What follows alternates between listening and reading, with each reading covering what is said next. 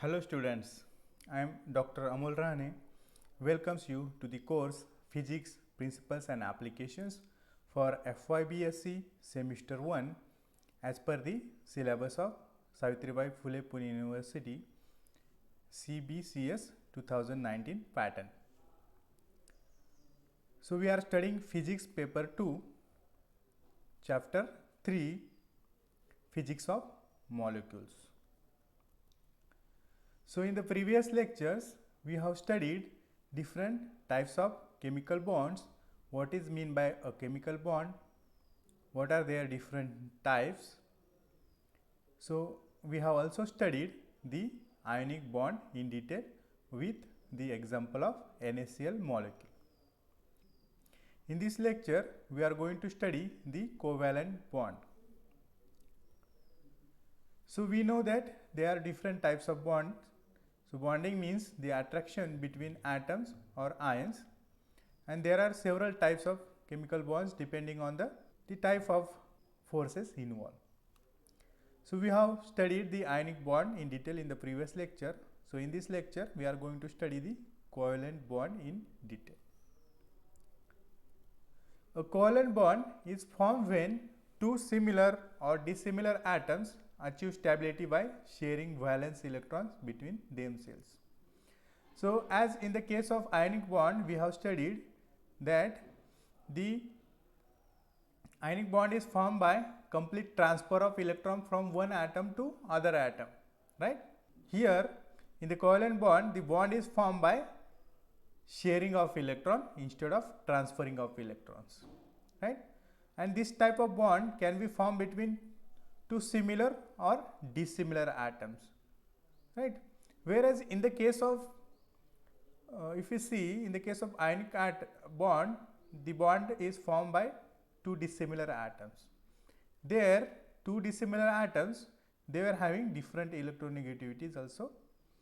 Here we can see that this covalent bond is formed by two similar or dissimilar atoms.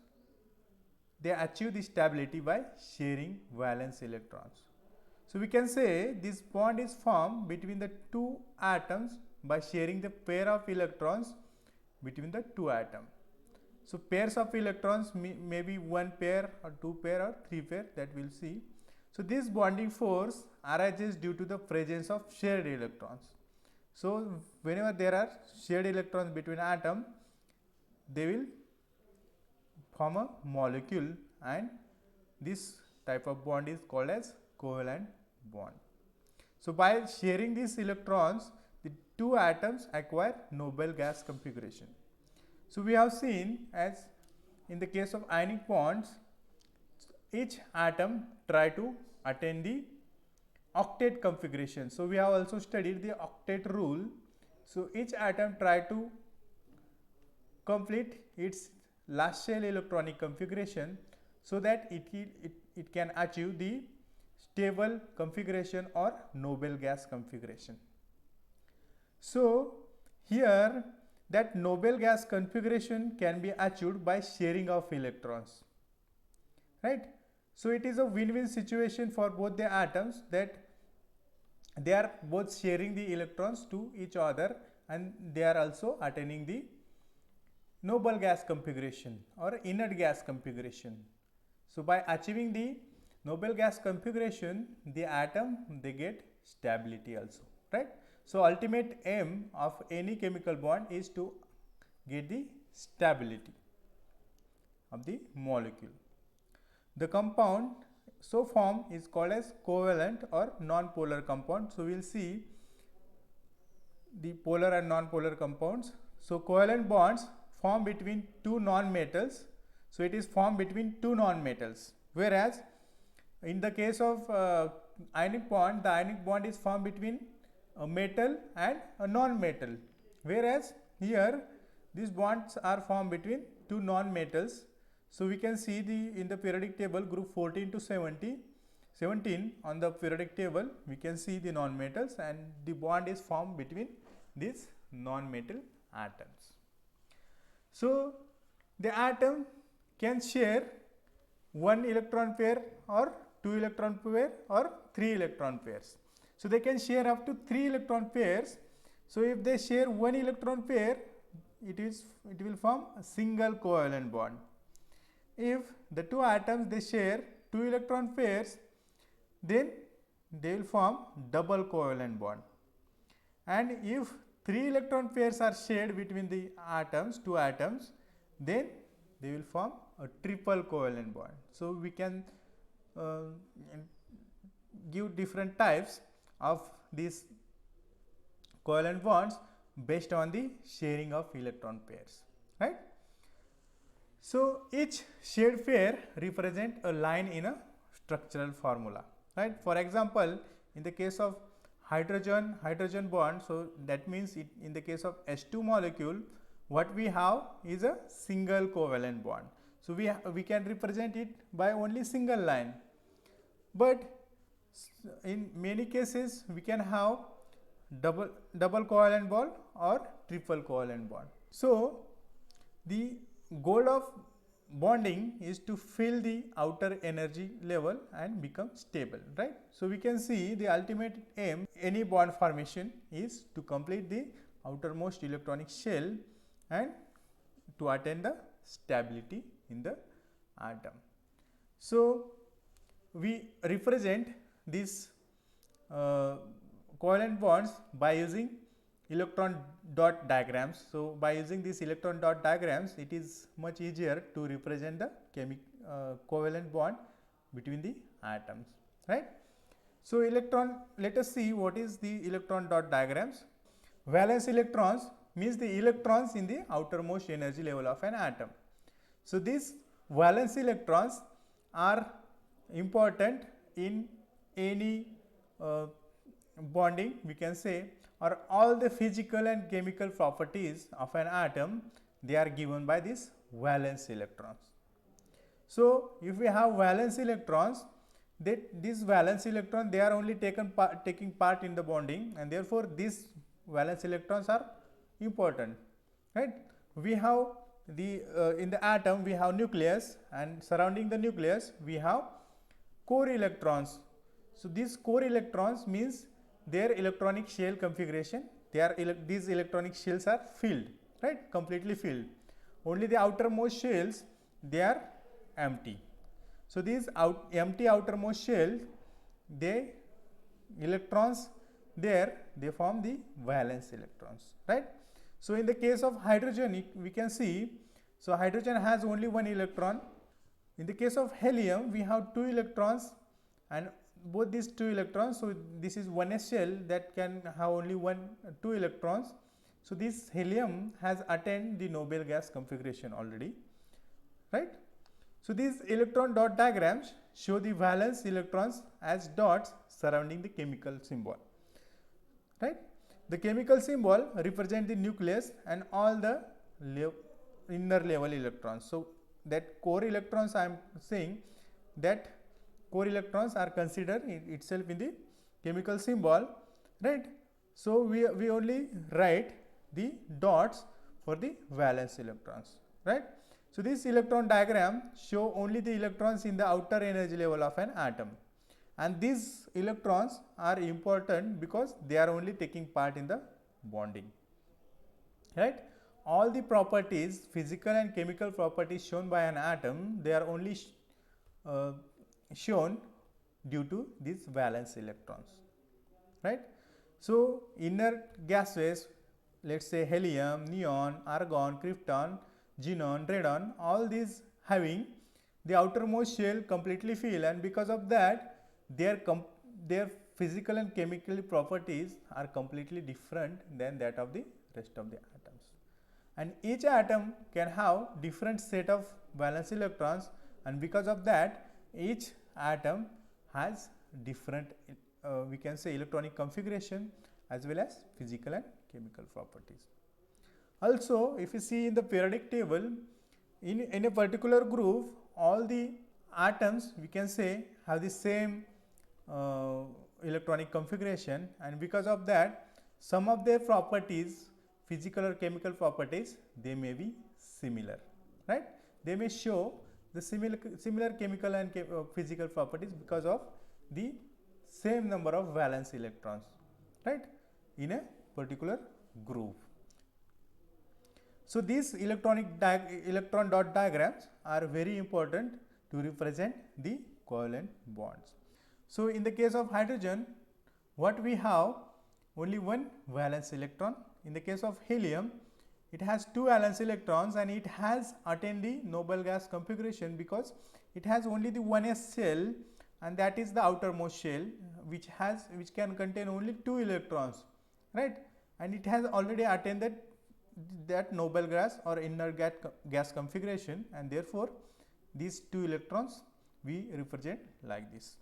In the case of lithium, we know it is having 3 electrons, right, so its atomic number is 3, so it has 3 electrons. So out of these 3, 2 electrons are inside the 1s shell and 1 electron is in 2s shell, right. So this 1s shell 2 electrons we consider as core electrons, right.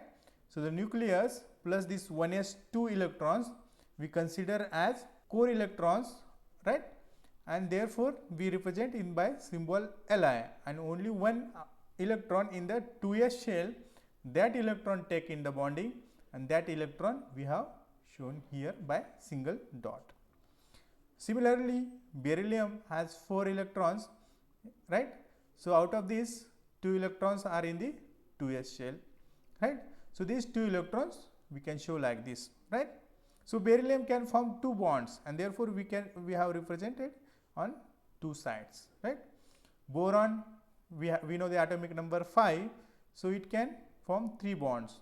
In the case of carbon, it has 4 electrons in valence electrons, and therefore it can form 4 bonds, and therefore we have represented 4 valence electrons. Similarly, nitrogen, oxygen, fluorine and neon. So in the case of neon, we can see that it has 8 valence electrons, because in the outermost shell it has 8 electrons, and therefore it has attained the noble gas or inert gas configuration, and because of that neon is chemically inert, right, and here it has attained the octet configuration, right, and therefore we have represented by this kind of symbol, right, 8 electrons.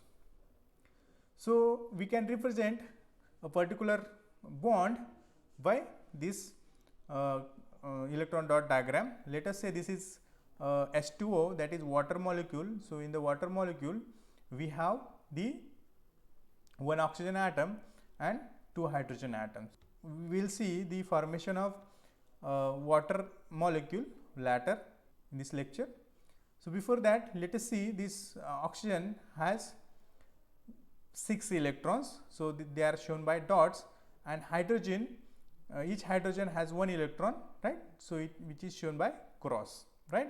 So here the covalent bond is formed between this O and H and this O and this H, and this bond, so these 2 electrons they are shared by these 2 atoms, right. So these 2 electrons they are shared by this oxygen and hydrogen atom, right. So each hydrogen shares 1 pair of electron with the oxygen atom, right. So here it is shared. So we can represent like this diagram, right. So let us first study the formation of H2 molecule, right. In the case of H2 molecule, it is a covalent bond. So we can see hydrogen atom. So this is hydrogen atom, it has 1 electron only, so its atomic number is 1, so its electronic configuration is 1s1, right. So it has 1 electron, and we can see it has only 1 electron, so we have shown here 1, and it has 1s2 electronic shell, right, outermost shell is 1s, so we need 2 electrons to complete the 2s configuration. Let's say we need 2 electrons to complete the 1s shell, right. So this atom can share its electron and it will attain that noble gas or helium configuration, right. So here one hydrogen atom and another hydrogen atom, they can share the 2 electrons and they form the H2 molecule, right. So here this one hydrogen and this is another hydrogen atom, so both are sharing 2 electrons with each other, and they have attained the noble gas configuration or inert gas configuration. That means it has attained the helium configuration. So we know that helium has 2 electrons and their electronic shell are filled, right? So each atom, each hydrogen atom, its 1s shell will be filled, right? So each atom will be having 2 electrons in the 1s shell when the H2 molecule is formed, right? And therefore the bond become stable. So this is the formation of H2 molecule. We will consider another example of chlorine molecule. So if we see in the case of chlorine, what we have, each chlorine atom has, so let us say 17 atomic number. So its electronic configuration is 1s2, 2s2, 2p6, 3s2, 3p5, right? So we can see, in order to complete the octet configuration, we must have 8 electrons in the 3 shell, right? So it has 2 electron in the first shell. In the second shell it has 8 electrons. In the last shell it has 7 electrons. But we need octet configuration, so we need 8 electrons here, right? So this chlorine atom can share its 1 electron to another chlorine atom, and both the chlorine atom, they can attain the noble gas configuration. So we can see here in the case of Cl2 what we have, right? And when the bond is formed, so each atom is having 7 electron in the outermost shell. So when the bond is formed, their electrons will be shared, right? And Cl2 molecule will be formed, right? So Cl2 molecule will be formed by sharing. So these 2 electrons, or we can say 1 electron pair, is shared between Cl 2 Cl atoms, and therefore it is a single covalent bond, right? So this 1 electron pair is shared between 2 chlorine atoms, and therefore this chlorine molecule is again example of, we can say, covalent bonding. So we have considered the example of H2 molecule and Cl2 molecule. Both these molecules, they are having similar atoms, right? So hydrogen hydrogen and chlorine chlorine, they are similar. Now let us consider the formation of HCl molecule. In the case of HCl molecule, what we have, 2 dissimilar atoms. One is hydrogen atom, another one is chlorine atom, right? So we already know the electronic configuration of hydrogen, so it is 1s1, and chlorine, it is we can say outermost shell configuration is 3s2, 3p5, so it has 7 electrons, right? So if this hydrogen need 1 electron and chlorine also need 1 electron, if they share their electrons, then they can form a bond and they can attain the noble gas configuration or octet configuration, and hence they will become stable, right? They will attain the stability by forming HCl molecule. When one hydrogen and chlorine atom, they come closer, they will form bond and they will share 1 electron pair between them, and therefore we can say the HCl molecule will be formed, right? So thus each atom has attained the noble gas or inert gas configuration. So electronic configuration of we can say it will have 2 electrons in the outermost shell, and here the configuration will be 2-8-8, right? So chlorine atom will attain the 2-8-8 configuration. So this is the formation of HCl molecule. So we have considered Cl2, H2 and HCl molecule formation. So we can represent by electron dot diagrams here, right? So here I am only writing the valence electron. So in this diagram we have shown only the valence electrons, right? So chlorine atom has we can say 7 valence electrons. So each chlorine atom has 7 valence electrons, and when they share 1 electron pair in between them, they can form a bond. So Cl-Cl bond. Then if we count, each atom will have 8 electrons, right? So each atom will have 8 electrons. So here we can share this electron pair, 1 dot and 1 cross, that is shared by this chlorine atom. So it is single bond, single covalent bond. So we represent like this, right? Similarly, in the case of H2, we have one cross and one dot. So dot for one atom and cross for another atom, right? So HH. In the case of HCl, again we can represent like this, right? Now let us consider the formation of larger molecule, that is CH4 molecule or methane molecule, right? Now the electronic configuration of hydrogen, we know that it has one electron, so its electronic configuration is 1s1. In the case of carbon, it has 6 electrons, so atomic number is 6, so electronic configuration is 1s2, 2s2, 2p2, right? So this two shell, second shell, it has 4 electrons, right? So we represent by this 4 configuration. So in order to attain the noble gas configuration, the carbon atom can attain the noble gas configuration by either donating these 4 electrons or accepting 4 more electrons, right? So here we can see the outermost shell, it has 4 electrons. So there are it requires 4 electrons. So we know that hydrogen, each hydrogen can have only 1 electron. So we need 4 hydrogens to form bonds with carbon, and therefore the CH4 molecule will be formed, right? So when the CH4 molecule will be formed, then we can say 4 hydrogen atoms, they shares electron pairs with the carbon atom, and thus the carbon atom has attained the octet configuration. So in this diagram we can see each hydrogen has attained 2 electrons, therefore it has attained the helium configuration, right? Similarly, each carbon has got 4 extra electrons, so that therefore it has attained octet configuration. So it has 8 electrons. We can see 1, 2, 3, 4, 5, 6, 7 and 8.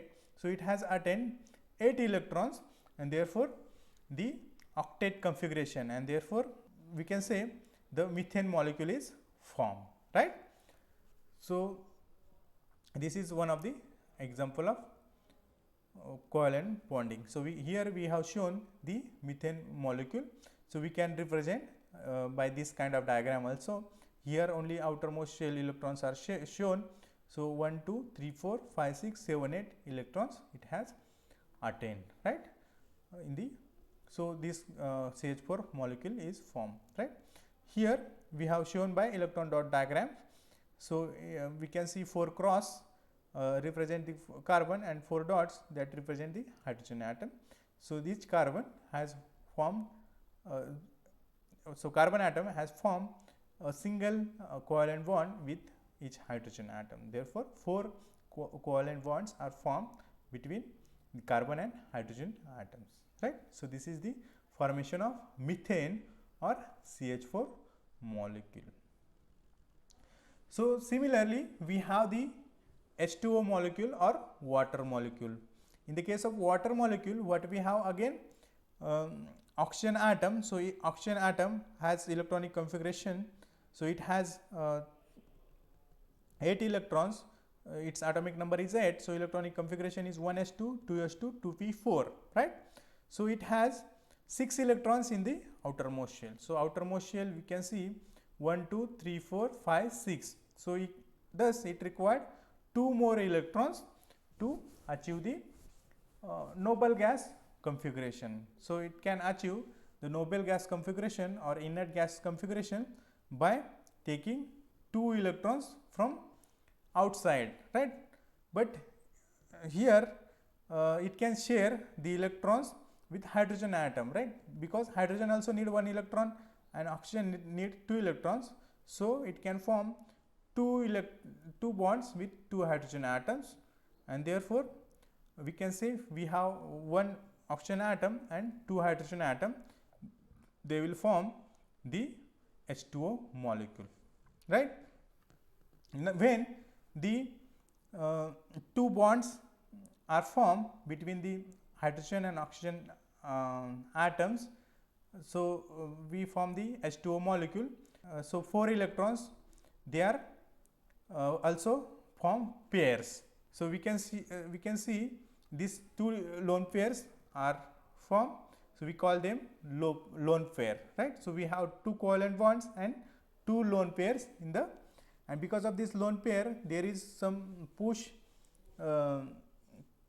in the to the hydrogen atom, and because of that this H2O molecule is not linear in shape, right?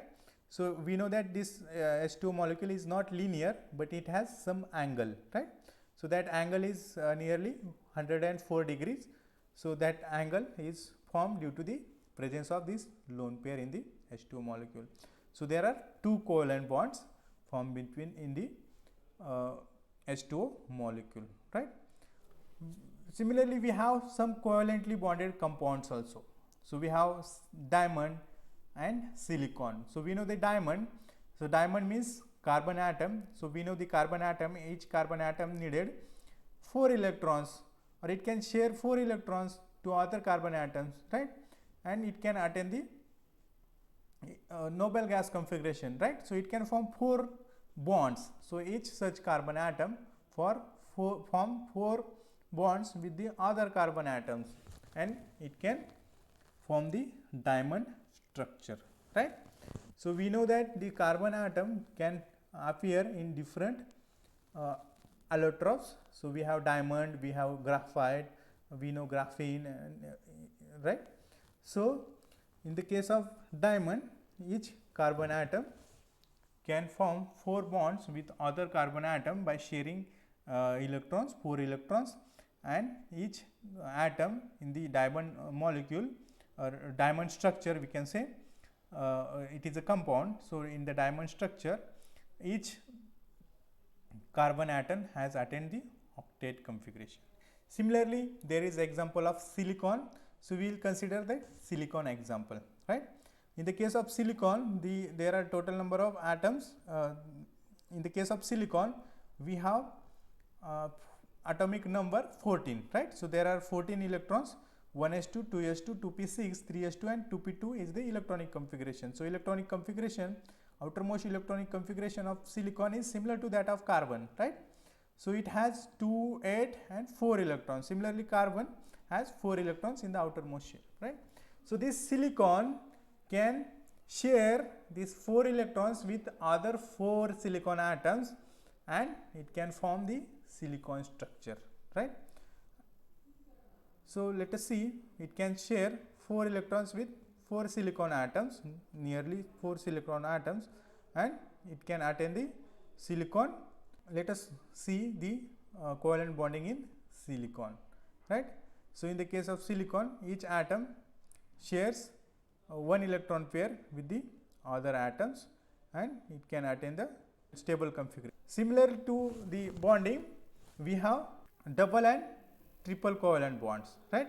When more than one pair of electrons is shared between two atoms, a double or triple covalent bond is said to be formed, right? The double bond is represented by double line and triple bond is represented by 3 lines, right? So here we have, in the case of O2 molecule, what we have, each oxygen shares 2 electrons pairs, right? So we know that oxygen has 6 electrons in the outermost shell, right? So it can share 2 electrons with the other oxygen atom. So thus they will share 2 electron pairs and they will form covalent bond, and that bond is double covalent bond. So you can remember the example of O2 molecule which has double covalent bond, right? In the case of N2 molecule, what we have, in the case of N2 molecule, nitrogen has 5 electrons in the outermost shell. So it can share 3 electrons with 3 we can share, so it can share 3 electrons with other nitrogen atom. So thus in the case of N2 molecule, 3 electron pairs are shared between the 2 nitrogen atoms, and therefore this kind of bond is triple covalent bond, right? Now let us consider the polarity of covalent bonds.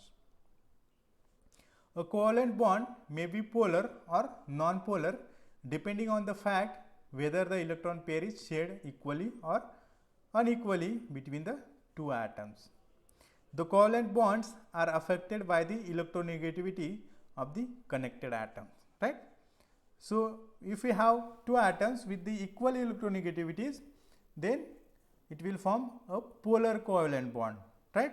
And if the two atoms they are having unequal electronegativities, then it will form a non-polar covalent bond. So, let us study the non-polar covalent bond first. Two atoms with equal electronegativities such as hydrogen-hydrogen, chlorine-chlorine and fluorine-fluorine will make non-polar covalent bond. That means when the two atoms they are having equal electronegativities, that means they are of the same compound, right? So, they are of same compound and therefore their electronegativities are similar, and because of that they have formed the non-polar covalent bond. So, both the atoms of equal electronegativities attract the electron pair equally, which is situated exactly at the midpoint of the bond between the two atoms. So, when the electron pair is shared by two atoms, when they are having the same electronegativities, the electron pair is shared equally by the two atoms, so that electron pair will be placed exactly at the midpoint of the two atoms, right? And because of that, that bond is non-polar covalent bond. So, electronegativity means the ability of the atom to attract the electron pair towards itself, right? So, it is the force, that means it is having that force to attract the electron pair towards itself. If both the atoms they are having the same force, right, that means they are of the same type, let us say hydrogen-hydrogen, they can apply the same force on the electron pair, and because of that, that electron pair remain in the exactly midpoint. Whereas, if we see the example of polar covalent bond, so in the polar covalent bond, if the bonding atoms have different electronegativities, the bond formed between the atoms is called as polar covalent bond, right? So, here one atom pulls the electron closer to itself. It is because the electronegativities are of the two atoms, they are different, and the atom which is having more electronegativity, it can pull that electron pair towards itself, right? So, the atom which is more electronegative will attract the electron pair towards itself, right? So, that atom that pulls the electron more gets the slightly negative charge, right, and the other atom gets a slightly positive charge developed on that atom, right. So, we can see the example of polar covalent bond. The bond formed in the case of HCl molecule, we can see in the case of HCl molecule, the Cl atom is more electronegative than the H atom, and therefore, electron pair is slightly close to the Cl atom than the H atom. So, due to this, a partial negative charge is appeared on Cl atom and an equal opposite positive charge on H atom. So, here I have shown the electronegativities. So, hydrogen has electronegativity of 2.2, right, and chlorine has electronegativity of 3.16. So, their difference is 0.96, right. That means chlorine is more electronegative than the hydrogen atom, and therefore, when the HCl bond is formed, the chlorine atom will pull the electron pair towards itself, and it will attain slightly negative charge. So, it will attain partial negative charge, whereas the electron pair will be more towards chlorine, and therefore, hydrogen atom will acquire partial positive charge, right. Similarly, in the case of HF molecule also we have the electronegativity difference. So, in the case of hydrogen we have 2.2 electronegativity, in the case of fluorine we have 3.98 electronegativity. So, their difference is 1.78, and because of that this fluorine, so we know that fluorine has highest electronegativity value. So, it is highest electronegative atom. So, it pulls electron pair towards itself, and therefore it will become slightly negative. So it will attain we can say partial negative charge is developed on fluorine, and partial positive charge will develop on hydrogen, right. We can represent this charge by this delta sign, right. So plus delta means it has attained partial positive charge, and here minus delta means chlorine atom has attained partial negative charge. Similarly, in the case of HF molecule, the hydrogen atom has attained partial positive charge, and fluorine atom has attained partial negative charge, right. So this is the example of polar covalent bond, right. Let us see another example in the case of H2O molecule. So we know that in the case of H2O, when the H2O molecule is formed, we have electronegativity difference of 1.24, because electronegativity of oxygen is 3.44. So in the case when the H2O molecule is formed, it will form two covalent bonds, and there are two lone pairs also.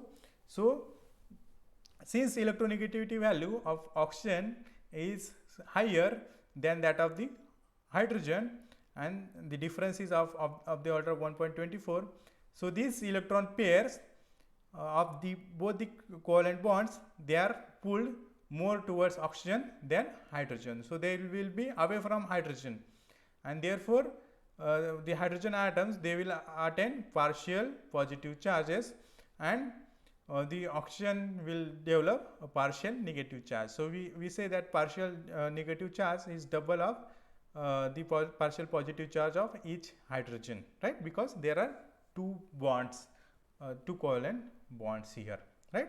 So this is the example of polar covalent bond. So we can have the bond polarity on the scale. We can have the covalent bond and ionic bond. So sometimes in your mind the question will come, then what is difference between a ionic bond and covalent bond based on the electronegativity, right. So if you see this kind of scale, right, so we know that electronegativity values, they vary from 0 to 4, right. So we know the highest electronegative atom is fluorine, so its electronegativity is close to 4, right, and the midpoint is 2, right. So 0 to 4, midpoint is 2, right. Here in the case of chlorine Cl2 molecule, what we have, both chlorine molecule chlorine atoms, they have similar electronegativities and their difference is 0, and because of that they will be placed on the scale here, right. So they will form a pure or non-polar covalent bond, right. So here non-polar covalent bond is formed between this Cl2 molecule. However, in the case of HF, we can see the electronegativity difference is of the order of 1.78, and because of that this value is 1.78, it lies left side of the midpoint, right, it is still below the midpoint, and therefore this bond is polar. So this 0.4 to 2, we say that bond is polar covalent bond. So it is covalent bond, and if the electronegativity differences are greater than these 2, then we can say such bond as ionic bond, right. So we can see NaCl example. In the case of NaCl, we have the electronegativity differences. So chlorine has electronegativity of 3.16, and sodium has electronegativity of 0.9, and because of that the electronegativity difference is 2.26. So it is greater than 2, and therefore we can say the NaCl has formed ionic bond. So one can easily distinguish between a covalent bond and ionic bond if we know the electronegativity differences, right. So let us study the properties of covalent compounds. The covalent compounds have highly directional properties, right. They are highly directional properties because the bond is highly directional, because the electron pair is shared between the two atoms, right. It is in the midpoint, let us say it is in between the two atoms, and therefore all the we can say all the properties they show are highly directional, right. Then covalent compounds may be solids, liquids or gases, right? At normal temperature and pressure, they exist as gases or liquids. Those substances which have high molecular weights exist as solids. For example, chlorine, its molecular weight is 71, is gas. Bromine, molecular weight is 160, is liquid, whereas iodine, its molecular weight is 254, is a solid. So based on the molecular weight also, their state will be different, right? The covalent bonds are as strong as ionic bonds. The covalent compounds have comparatively low melting and boiling points than that of ionic compounds, right? All covalent compounds are electrical insulators because ordinarily no electrons are available for conduction, right? Similar to ionic compounds, here also there are no electrons available for conduction and therefore they are electrically insulators. However, some covalent crystals like those of diamond are excellent insulators, whereas others like germanium and silicon are semiconductors, right? So we have considered the example of silicon. So silicon and germanium, they are semiconductors, right? So the conductivities of such conductors can be increased by suitable doping. So one can dope other atoms and one can increase their conductivity by using doping of other atoms, right? Covalent compounds are soluble in non-polar solvents such as benzene and carbon tetrachloride. So they are not soluble in water, whereas ionic compounds, they are soluble in water, right? Here they are insoluble in water, but they are soluble. So non-polar solvents such as benzene and carbon tetrachloride. So in the today's lecture, we have studied the covalent bond in detail. We have also studied different examples of covalent bond, right? We have considered the different types based on the number of electron pairs shared. So accordingly, we can distinguish as single covalent bond, double covalent bond or triple covalent bond. We have also studied the covalent bonds based on the electronegativity differences between the atom, whether they are involving the similar atoms or dissimilar type of atom. Accordingly, we can distinguish the covalent bonds as polar or non-polar covalent bonds. We have also studied the different properties of the covalent compounds. In the next lecture, we will study the next type of bonds, that is van der Waals or molecular bonds, then hydrogen bonding and metallic bonding in detail. Thank you.